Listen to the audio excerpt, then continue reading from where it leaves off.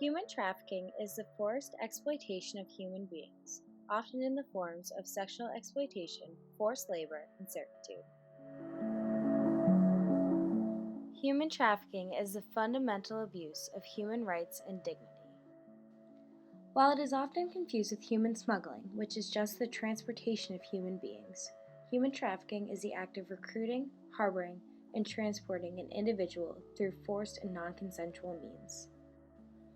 Each year, approximately 17,500 to 20,000 victims are trafficked into the United States alone. Although all genders are victimized, the majority are female, and more than half of the victims are children.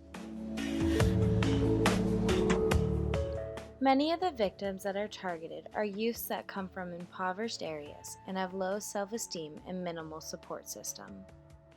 Of these vulnerable youths include the homeless, runaways, kidnapped children, and children in the foster care system. Approximately 1.2 million children are trafficked for sexual exploitation worldwide, and over 200,000 American minors are at risk for being trafficked right now. Perpetrators often manipulate youths by preying on their need for emotional support to lure them in before using more direct forms of coercion, such as force and beatings.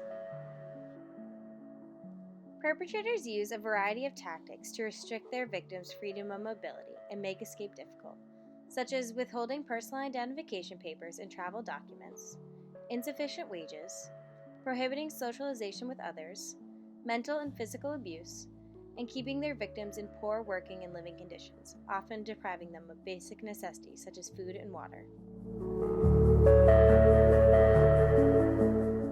Victims of trafficking are often forced to take on different jobs, such as domestic servitude, military service, sexual exploitation, construction labor, and agricultural work, and can be targeted for organ removal. Healthcare officials may be one of the few people that come in contact with victims, and it is imperative that they are trained to recognize and report the signs. Human trafficking poses a serious mental and physical health risk. Victims and survivors have elevated chances to experience depression, post-traumatic stress disorder, anxiety, somatic symptoms, and are prone to violence and violent behavior.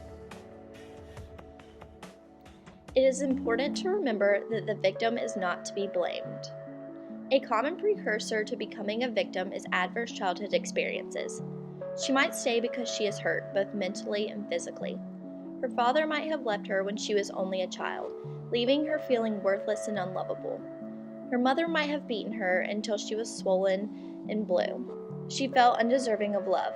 She stays because the one person who made her feel loved was also the man who sold her for sex. Even when presented with the option of leaving, she stayed. Though he beats her until she is blue like her mother once did, she stays because this is the only love she knows.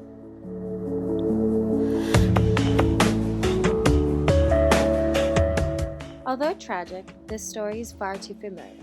It's happening every day. But we can help.